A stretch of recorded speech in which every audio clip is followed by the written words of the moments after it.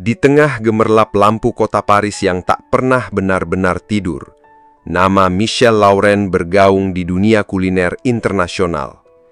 Ia bukan sekedar seorang chef, ia adalah ikon, simbol kesempurnaan cita rasa dan wujud nyata mimpi banyak juru masak muda di seluruh dunia. Michel lahir di kota Lyon, Prancis, kota yang dijuluki sebagai ibu kota kuliner dunia. Sejak kecil, ia sudah akrab dengan aroma mentega cair, suara panci yang berdenting, dan warna-warni bumbu dapur yang memenuhi rumah kecil keluarganya. Ayahnya bekerja sebagai sopir bus, ibunya seorang penjahit sederhana. Namun Michel kecil memiliki impian yang jauh melampaui lingkungannya. Ia ingin menjadi koki terbaik di dunia. Perjalanan itu tidak mudah. Pada usia 17 tahun, ia meninggalkan rumah dan bekerja sebagai pencuci piring di restoran bintang Michelin. Dari sanalah ia belajar bahwa menjadi koki bukan sekedar soal rasa, tetapi tentang dedikasi, disiplin, dan cinta pada detail. 20 tahun berlalu, dan Michel kini memegang kendali 3 restoran mewah di Paris, London, dan New York. Restorannya selalu penuh. Daftar reservasi bisa mengular hingga 3 bulan ke depan. Ia sering diundang untuk tampil di acara televisi kuliner, menjadi pembicara di konferensi gastronomi, bahkan menulis buku resep yang terjual jutaan kopi. Di mata dunia, ia adalah pemenang. Namun, di balik gemerlap itu, ada sisi lain yang jarang terlihat. Jadwal yang padat membuatnya sering tidur larut malam, meminum kopi berlebihan, dan menikmati hidangan kaya lemak dan gula hampir setiap hari. Selama bertahun-tahun, tubuhnya dipaksa bekerja tanpa henti, hingga suatu hari dokter memberikan kabar yang membuatnya terdiam. Kolesterolnya tinggi, tekanan darahnya di atas batas normal, dan ia beresiko terkena serangan jantung jika tidak mengubah gaya hidupnya. Malam itu, Michel duduk sendirian di dapur pribadinya yang luas. Meja marmernya penuh dengan hidangan mewah, foie gras lembut, steak wagyu panggang sempurna, pasta truffle hitam yang aromanya menggoda, dan segelas anggur merah berkilau. Namun tidak ada rasa bahagia di wajahnya. Ia hanya menatap makanan-makanan itu, seolah semuanya kehilangan arti. Ia teringat nasihat dokter yang terdengar sederhana, namun berat dijalani. Michel, bukan hanya teknik memasakmu yang perlu sempurna, tubuhmu juga butuh resep yang tepat. Dalam kesunyian, ia berbicara pada dirinya sendiri dengan nada rendah. Apa gunanya semua ini, semua pujian, semua rasa yang sempurna, kalau aku tidak bisa menjaga diriku sendiri? Beberapa hari berikutnya, kegelisahan itu semakin kuat. Ia mulai bertanya-tanya apakah selama ini ia hanya mengutamakan kenikmatan lidah dan melupakan kebutuhan tubuh yang sesungguhnya. Pikiran itu membuatnya sulit tidur. Tanpa ia sadari, ia sedang berada di ambang perjalanan besar. Perjalanan yang tidak hanya akan mengubah menu makanannya, tetapi juga seluruh pandangan hidupnya. Di tengah kegelisahan itu, ia teringat sebuah kalimat yang pernah ia dengar sekilas di sebuah acara televisi dokumenter tentang budaya Timur Tengah. Kalimat itu berasal dari kitab suci umat Islam, Al-Quran dalam surah Al-A'raf ayat 31. Dan makan dan minumlah, tetapi jangan berlebih-lebihan. Sesungguhnya Allah tidak menyukai orang-orang yang berlebih-lebihan. Ayat itu berputar di kepalanya. Ia tidak tahu mengapa, tapi ada sesuatu yang membuatnya ingin tahu lebih banyak. Bagaimana mungkin sebuah ajaran yang diturunkan lebih dari 14 abad lalu berbicara dengan bahasa yang begitu relevan untuk masalahnya hari ini? Malam itu, untuk pertama kalinya, Michel merasa bahwa mungkin jawaban yang ia cari tidak terletak pada buku resep atau di dapur restoran mewahnya, melainkan pada sebuah cara hidup yang telah lama dilupakan oleh banyak orang. Kesempatan itu datang tanpa rencana. Pada awal musim panas, Michel menerima undangan resmi untuk menjadi juri tamu di sebuah kompetisi memasak internasional yang diadakan di Dubai, Uni Emirat Arab. Bagi sebagian orang, ini hanyalah ajang kuliner biasa, Tapi bagi Michelle, Dubai adalah dunia yang sama sekali baru, sebuah negeri yang memadukan kemewahan modern dengan tradisi yang kuat. Saat pesawatnya mendarat di Bandara Internasional Dubai, Michelle langsung merasakan suasana yang berbeda. Udara hangat gurun menyambutnya, aroma rempah dari pasar-pasar lokal menyeruak ke hidung, dan dari kejauhan terdengar lantunan azan maghrib menggema di antara gedung-gedung tinggi. Bagi Michelle, itu adalah suara yang asing, namun entah mengapa, menenangkan. Hari-hari awal kompetisi berjalan lancar. Michelle menilai masakan dari berbagai negara, hidangan sushi Jepang yang presisi, pasta Italia yang creamy, hingga sajian fusion khas Amerika. Namun perhatian Michelle tertuju pada seorang peserta muda asal Madinah bernama Ahmad Al-Harbi. Ahmad tidak membawa hidangan rumit atau plating mewah. Ia hanya menyajikan semangkuk sup lentil hangat, roti gandum utuh, dan kurma ajwa. Michelle mengurutkan dahi ketika menilai lalu bertanya dengan penasaran, "Ahmad, ini kompetisi internasional. Mengapa kau memilih hidangan yang sangat sederhana?" Ahmad tersenyum tenang. "Chef Michelle, saya membawa apa yang saya yakini paling berharga. Ini adalah makanan yang sering dikonsumsi Rasulullah SAW. Sederhana, tapi penuh berkeberkahan." Kata-kata itu membuat Michelle terdiam.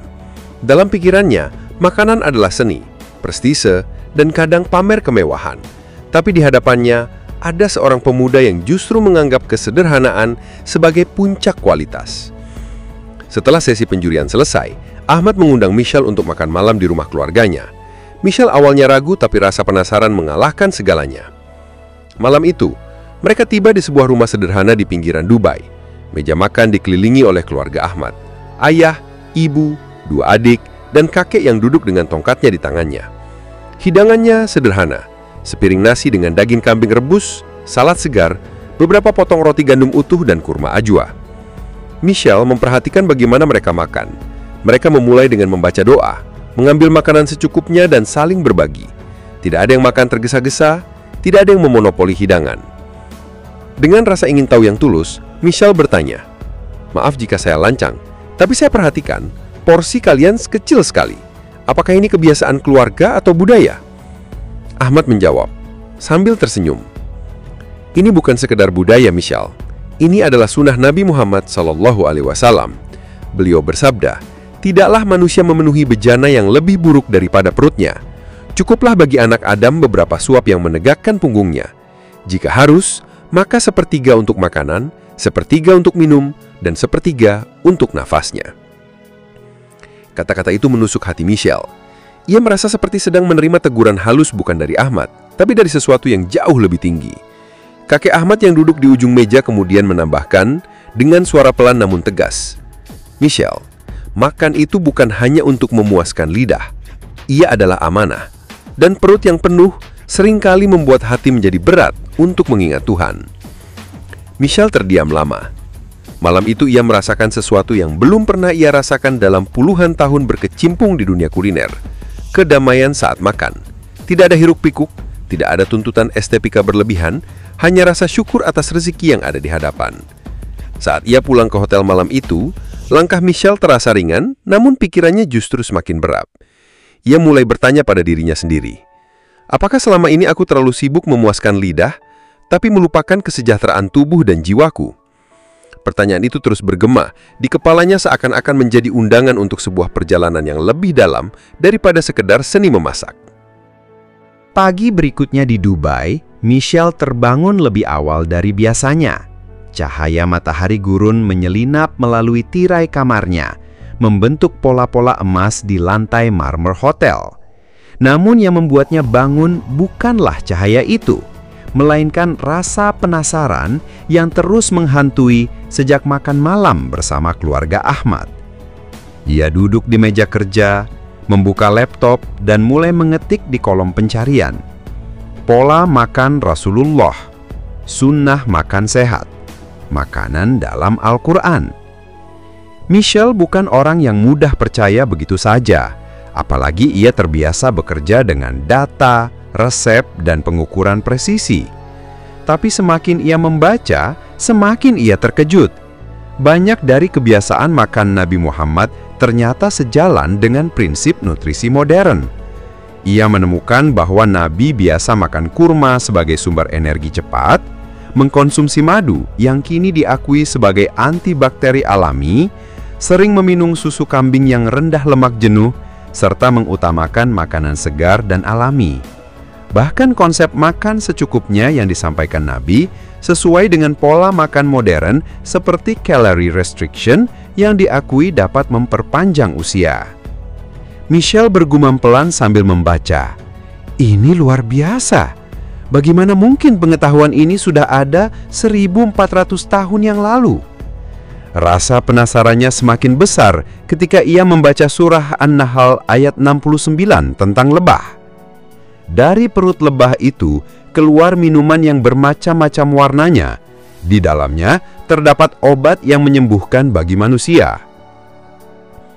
Ia juga menemukan surah Al-Mu'minun ayat 19-20 yang menyebutkan tentang zaitun. Dan kami tumbuhkan bagi kamu pohon zaitun yang tumbuh dari gunung Sinai, yang menghasilkan minyak dan bumbu bagi orang-orang yang makan. Michelle yang selama ini memandang makanan hanya sebagai sumber rasa dan estetika, mulai melihatnya sebagai sesuatu yang punya makna spiritual. Siang itu, ia memutuskan untuk menemui Ahmad di arena kompetisi. Ahmad sedang sibuk menyiapkan hidangan babak semifinal ketika Michelle menghampirinya. "Ahmad, aku membaca banyak tentang kebiasaan makan Nabi Muhammad, tapi aku ingin tahu lebih dari sekedar teori. Aku ingin mengerti kenapa." Ahmad menatap Michelle dengan mata yang penuh ketulusan. "Karena Michelle, bagi kami, makanan bukan hanya untuk tubuh, tapi juga untuk hati. Sunnah Nabi mengajarkan kita untuk menghargai rezeki, menjaga kesehatan, dan tetap sederhana. Semua itu membuat hidup lebih seimbang." Michelle menghela nafas panjang.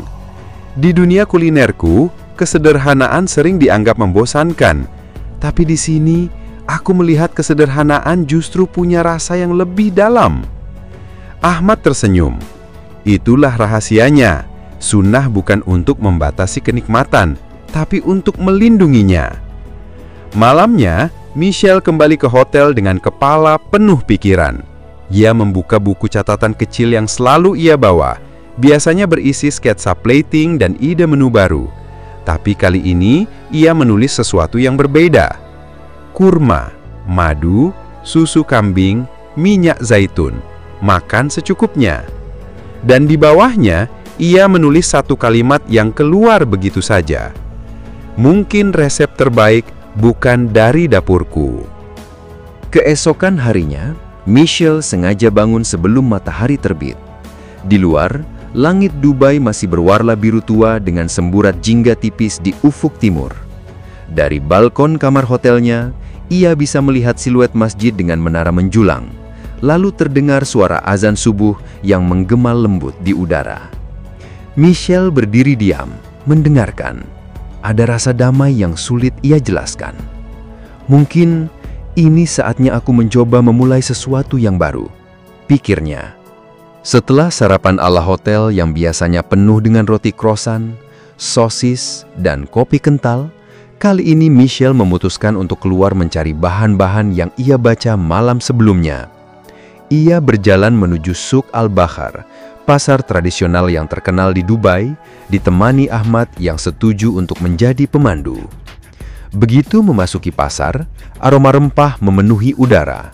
Kayu manis, kapulaga, safron dan jintan. Penjual kurma menawarkan berbagai jenis, dari yang manis lembut seperti ajwa, hingga yang sedikit kering seperti deglet nor. Michelle memilih beberapa kotak kecil ajwa. Kurma yang Ahmad jelaskan memiliki nilai istimewa dalam Islam karena disebutkan dalam hadis. Mereka juga membeli madu asli Yaman, minyak zaitun Palestina, susu kambing segar, dan roti gandum panggang baru. Michelle terkesima melihat betapa bahan-bahan ini sederhana, namun tampak segar dan murni.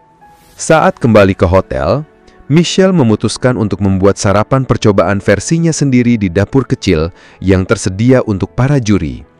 Ia menyiapkan piring sederhana, 3 buah kurma ajwa, segelas susu kambing hangat, sepotong roti gandum dengan sedikit madu, dan setetes minyak zaitun.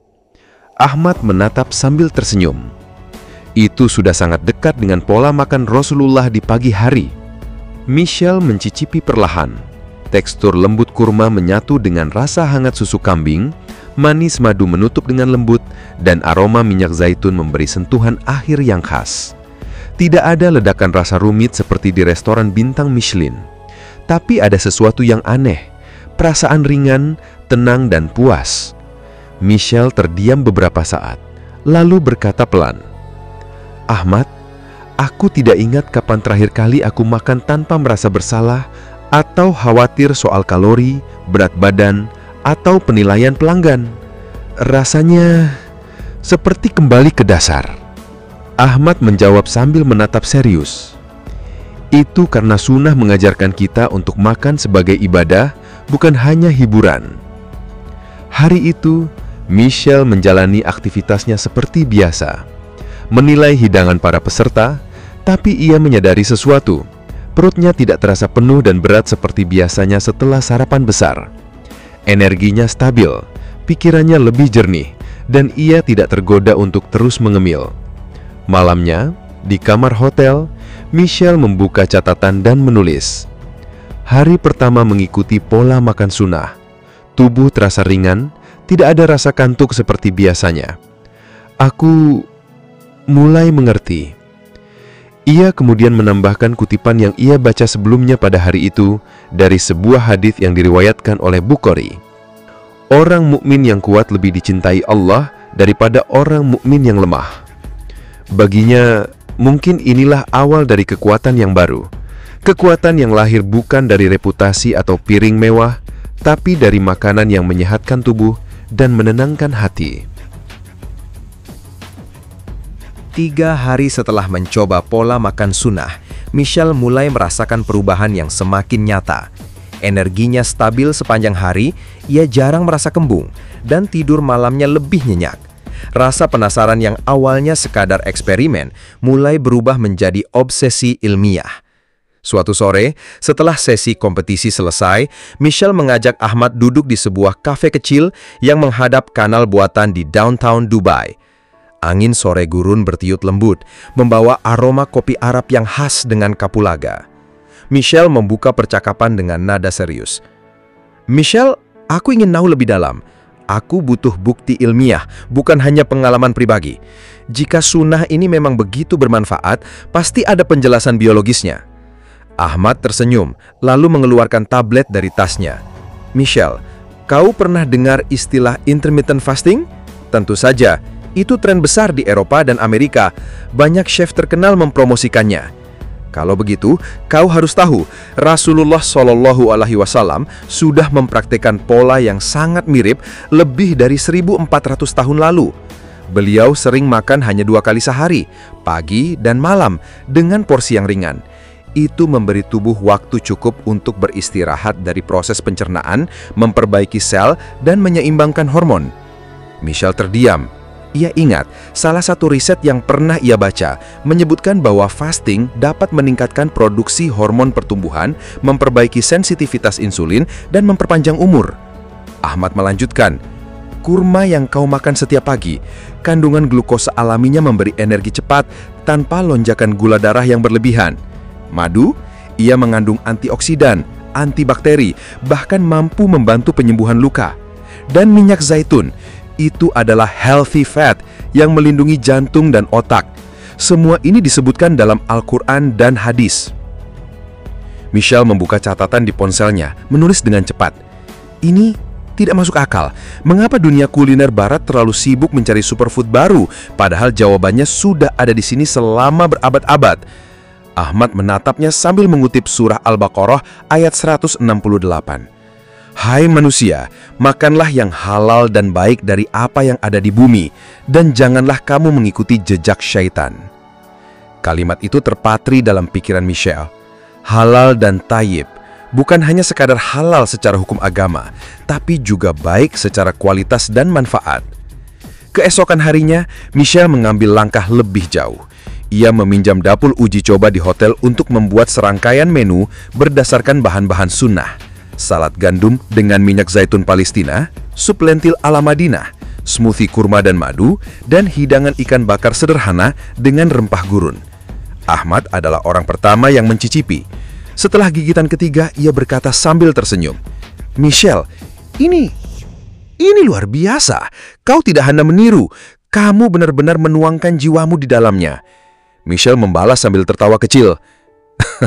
"Aku rasa untuk pertama kalinya, aku memasak bukan untuk mengesankan juri, tapi untuk menghormati sang pencipta rasa itu sendiri." Malamnya, Michelle duduk di balkon hotel dengan secangkir susu kambing hangat di tangan. Ia menatap bintang-bintang di langit gurun, lalu membatin. Mungkin ini bukan sekadar perjalanan kuliner. Mungkin ini awal dari perjalanan hidup yang baru. Beberapa minggu setelah pengalamannya di Dubai, Michelle kembali ke Paris dengan kepala penuh ide dan hati yang gelisah sekaligus bersemangat. Ia memutuskan untuk melakukan eksperimen berani, menerapkan prinsip pola makan sunnah pada salah satu restorannya yang lebih kecil sebagai percobaan rahasia. Restoran itu biasanya dikenal karena hidangan berat, kaya lemak, dan porsi besar. Ciri khas gaya makan modern Eropa. Kini, Michelle ingin menyajikan menu yang sehat, seimbang, dan sederhana, menggunakan bahan alami seperti kurma, madu, minyak zaitun, susu kambing, sayuran segar, dan ikan panggang. Hari pertama percobaan, staf restoran tampak bingung. Seorang sous chef bertanya dengan nada cemas, "Chef Michelle, pelanggan kita biasanya datang untuk stik wagyu dan foie gras. Apakah mereka akan menerima hidangan seperti sup lentil dan roti gandum?" Michelle menatap serius namun tenang. "Kita mencoba sesuatu yang lebih dari sekedar rasa. Kita mencoba keseimbangan, tubuh, pikiran, dan hati. Percayalah, kalau ini dilakukan dengan tulus, mereka akan merasakannya." Malam itu, restoran mulai dipenuhi pelanggan. Beberapa dari mereka terkejut saat melihat menu baru. Sup lentil dengan minyak zaitun, salad gandum dengan potongan kurma, dan ikan panggang ringan dengan rempah alami. Seorang pelanggan tua yang biasanya memesan stik wagyu bertanya sambil tersenyum sinis, "Michelle, apakah ini menu baru? Kenapa begitu sederhana? Kami ingin sesuatu yang kaya rasa, bukan hanya bahan alami." Michelle menjawab dengan lembut, "Ini bukan tentang menghilangkan rasa, tetapi tentang menghormati tubuh dan makanan. Sebagaimana disebutkan dalam Al-Quran, Surah Al-A'raf ayat 31, makanlah dan minumlah, tetapi jangan berlebihan. Sesungguhnya Allah tidak menyukai yang berlebihan. Hidangan ini sehat, seimbang, dan tetap lezat." Beberapa pelanggan awalnya skeptis, tapi Michelle mengamati reaksi mereka setelah beberapa suapan. Wajah mereka mulai berubah. Tidak lagi tergesa-gesa menghabiskan piring, tetapi makan perlahan, menikmati setiap rasa, dan tersenyum puas. Michelle berdiri di pinggir restoran memperhatikan suasana. Hatinya terasa hangat. Ia menyadari ada sesuatu yang lebih dalam daripada sekedar memuaskan lidah. Penghargaan terhadap makanan, tubuh, dan kehidupan itu sendiri. Di akhir malam, Michelle duduk sendiri di dapur. Ia menulis catatan. Hari pertama percobaan selesai. Tidak semua orang mengerti sekarang. Tapi aku tahu, ini adalah awal dari sesuatu yang lebih besar. Aku merasa damai, ringan, dan puas. Ahmad, yang masih berada di Paris untuk beberapa hari, menepuk dahunya. "Michelle, jangan takut menghadapi skeptisisme. Perubahan yang benar selalu menimbulkan keraguan pada awalnya." Michelle tersenyum, mengangguk. "Ya, aku tahu. Tapi aku mulai merasakan kebenaran yang selama ini hilang di dapur dan hidupku."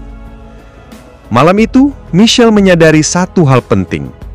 Eksperimen ini bukan hanya soal makanan, tetapi soal transformasi hidup. Ia mulai mengerti bahwa pola makan yang sederhana dan sehat bukanlah pengorbanan, melainkan jalan menuju keseimbangan yang sejati.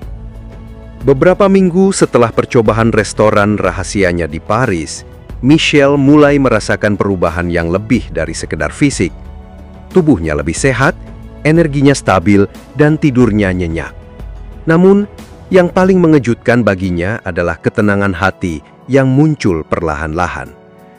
Suatu sore, setelah hari panjang menilai menu dan membimbing staf, Michelle duduk di balkon apartemennya. Paris tampak tenang di bawah sinar matahari senja. Ia menatap aliran sungai Seine, perahu-perahu kecil yang melintas, dan bangunan tua yang anggun. Semua keindahan itu terasa berbeda malam itu, seolah dunia berbicara padanya dengan cara yang baru. Ia membuka Al-Quran yang dibawakan Ahmad beberapa waktu lalu. Ia membacanya perlahan, halaman demi halaman, merenungkan setiap katanya. Salah satu ayat yang menyentuh hatinya adalah Surah Al-Mu'minun ayat 51. Dan berpegang teguhlah kamu sekalian pada tali Allah, dan janganlah kamu bercerai-berai. Michelle menunduk. Ia menyadari bahwa selama hidupnya, ia sering merasa terpisah. Terpisah dari kesehatan tubuhnya, terpisah dari kebijaksanaan hidup, dan terpisah dari kedamaian batin. Kata-kata itu seperti cahaya yang menembus kabut hatinya. Malam itu, ia duduk di lantai ruang tamunya, memegang secangkir teh hangat sambil menatap Al-Quran. Hatinya dipenuhi pertanyaan yang selama ini tidak terjawab. Apakah aku selama ini hanya mengejar rasa dan pujian dunia? Apakah ada jalan lain yang lebih bermakna? Michelle kemudian membaca sebuah hadis yang diriwayatkan oleh Abu Daud. Tidak ada makanan yang lebih baik bagi anak Adam daripada makanan yang mengenyangkan, menyehatkan, dan mendekatkan diri kepada Allah. Kata-kata itu menyentuh hatinya lebih dalam daripada resep paling rumit yang pernah ia ciptakan. Ia sadar bahwa pola makan sunnah bukan hanya soal nutrisi atau kesehatan, tapi jalan hidup yang membawa manusia lebih dekat pada Pencipta. Beberapa hari kemudian, Michelle kembali menghubungi Ahmad melalui panggilan video. Matanya berbinar saat berbicara. Ahmad, aku tidak tahu harus berkata apa. Aku merasakan kedamaian yang belum pernah aku rasakan sebelumnya. Aku ingin memahami lebih banyak, bukan hanya soal makanan, tapi soal hidup. Ahmad tersenyum hangat. Michelle, apa yang kamu rasakan adalah awal dari sebuah bimbingan. Ketika hatimu terbuka, Allah akan menunjukkan jalan kepadamu. Semua yang telah kamu pelajari tentang sunnah, pola makan, dan keseimbangan, itu baru permulaan. Michelle mengangguk pelan, menunduk. Ia tahu bahwa keputusan besar ini tidak bisa tergesa-gesa. Ia harus mempelajari Islam dengan sungguh-sungguh, memahami ajaran Nabi Muhammad SAW, dan membuktikan kebenaran ini melalui pengalaman hidupnya sendiri. Di malam yang hening itu, Michelle berlutut di ruang tamunya. Bukan hanya untuk berdoa, tetapi untuk merenungi hidupnya. Semua kesalahan masa lalu dan segala pencarian yang selama ini sia-sia. Ia bermatin dalam hati. Aku ingin hidup ini lebih dari sekedar rasa dan prestasi. Aku ingin hidup yang penuh makna, yang sehat, damai, dan selaras dengan kehendak Allah. Malam itu menutup babak lama kehidupannya dan membuka pintu bagi babak baru, babak yang akan membawanya ke jalan Islam di mana ilmu, rasa, dan spiritualitas berpadu menjadi satu. Beberapa minggu setelah perenungan mendalamnya di Paris, Michelle menerima undangan Ahmad untuk menghadiri kelas pengantar Islam di sebuah masjid kecil di pusat kota Paris. Masjid itu sederhana, dengan kubah hijau dan menara yang tidak terlalu tinggi, tetapi suasananya hangat dan menenangkan. Saat Michelle melangkah masuk, ia disambut aroma dupa yang harum dan suara lembut seorang imam yang melantunkan ayat-ayat Al-Quran. Beberapa jamaah duduk di lantai, membaca Al-Quran, sementara anak-anak belajar menulis huruf Arab di sudut ruangan. Ahmad menepuk bahunya lembut. Michelle, kau siap hari ini? Michelle mengangguk pelan, menatap langit-langit masjid dan menarik napas panjang. Ya, aku merasa siap. Aku ingin melangkah lebih jauh, bukan hanya memahami, tapi benar-benar menjadi bagian dari ini. Imam masjid, seorang lelaki tua dengan janggut putih rapi, tersenyum hangat. Michelle, hari ini kau akan mengucapkan syahadat. Ini adalah pernyataan iman yang paling penting dalam hidup seorang muslim. Katakan dengan tulus di hatimu, dan Allah akan menerima niatmu. Michelle berdiri di tengah ruang sholat. Suasana hening. Hanya terdengar suara ayat-ayat yang mengalun dari pengeras suara, diiringi desiran angin dari jendela masjid yang terbuka. Dengan suara lembut namun mantap, Michelle mulai melantunkan syahadat yang dipandu oleh imam. Asyhadu alla ilaha illallah wa asyhadu anna Muhammadan Rasulullah. Hatinya bergetar. Kata demi kata yang keluar dari mulutnya terasa seperti menembus setiap lapisan kehidupannya. Kesibukan dunia kuliner, prestasi yang membanggakan, dan semua pencarian yang sia-sia selama bertahun-tahun. Ahmad berdiri di sampingnya, menepuk bahu Michelle sambil tersenyum hangat. Selamat Michelle, kau kini resmi menjadi seorang muslim. Michelle menunduk, menahan air mata. Ia merasakan rasa syukur yang mendalam, kedamaian yang belum pernah ia rasakan, dan ringan yang luar biasa di dadanya. Selama ini ia selalu mengejar sesuatu di dunia, tapi sekarang ia merasakan kebahagiaan sejati yang lahir dari iman. Seorang jamaah muda yang duduk di dekatnya berbisik, "Selamat datang di jalan yang benar, Michelle. Semoga Allah memberkahi setiap langkahmu." Michelle tersenyum sambil menatap mereka, hatinya dipenuhi rasa haru, tapi juga tekad. Ia tahu perjalanan ini baru saja dimulai. Kini ia harus belajar, beramal, dan menjalani hidup yang selaras dengan ajaran Islam, baik dalam kuliner maupun kehidupan pribadi. Setelah mengucapkan syahadat, Michelle duduk sejenak di masjid, memejamkan mata, dan mengenang perjalanan panjang yang membawanya ke sini. Dari dapur mewah Paris, ke restoran-restoran internasional, hingga ke masjid sederhana ini. Ia teringat ayat Al-Quran dari surat Al-Anfal ayat 2. Sesungguhnya orang-orang yang beriman hanyalah mereka yang ketika disebut nama Allah, hati mereka bergetar, dan ketika dibacakan ayat-ayatnya kepada mereka, iman mereka bertambah. Ia tersenyum, menundukkan kepala, dan berdoa dalam hati, "Ya Allah, bimbinglah aku dalam setiap langkah. Jadikanlah aku hamba-Mu yang ikhlas, sehat, dan bermanfaat bagi sesama." Malam itu Michelle meninggalkan masjid dengan langkah ringan. Hatinya damai, pikirannya jernih, dan jiwanya penuh rasa syukur. Sebuah babak baru telah dimulai, babak di mana ilmu, kuliner, dan iman bersatu dalam satu kehidupan yang penuh makna. Beberapa bulan setelah bersyahadat, kehidupan Michelle Lauren berubah secara menyeluruh.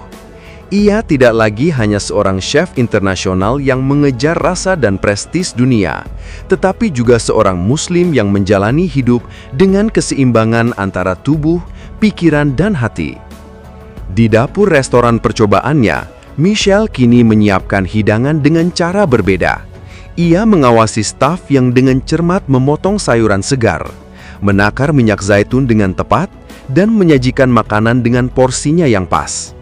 Tidak ada lagi kebiasaan berlebihan, tetapi setiap piring tetap estetis dan lezat. Seorang pelanggan tetap bertanya dengan nada heran, "Chef Michelle, hidangan baru ini sederhana, tapi rasanya luar biasa. Bagaimana bisa?" Michelle tersenyum hangat. "Ini bukan hanya soal rasa, tapi juga tentang tubuh dan hati. Aku belajar bahwa makanan adalah amanah, dan setiap hidangan bisa menjadi ibadah jika kita menyadarinya." Setiap pagi, sebelum memulai aktivitas, Michelle memulai harinya dengan doa dan sarapan sederhana. Kurma, madu, roti gandum, dan susu kambing hangat. Ia merasakan energi yang stabil, tubuh yang ringan, dan pikiran yang jernih. Ia bahkan mulai menulis jurnal kuliner dan spiritual, mencatat manfaat setiap bahan alami yang ia gunakan, dan mengaitkannya dengan ajaran Nabi Muhammad SAW serta ayat-ayat Al-Quran. Suatu sore, Michelle duduk di balkon restorannya yang menghadap kota Paris. Lampu-lampu kota mulai menyala, menciptakan kilau yang indah di Sungai Seine. Ia menarik nafas panjang, menatap langit, dan mengingat perjalanan panjangnya. Dari dapur kecil keluarganya di Lyon, restoran mewah di Paris, pengalaman di Dubai, hingga masjid sederhana di pusat kota, semuanya terasa seperti rangkaian takdir yang sempurna. Ia membuka Al-Quran dan membaca surat Al-Baqarah ayat 168. Hai manusia, makanlah yang halal lagi baik dari apa yang terdapat di bumi.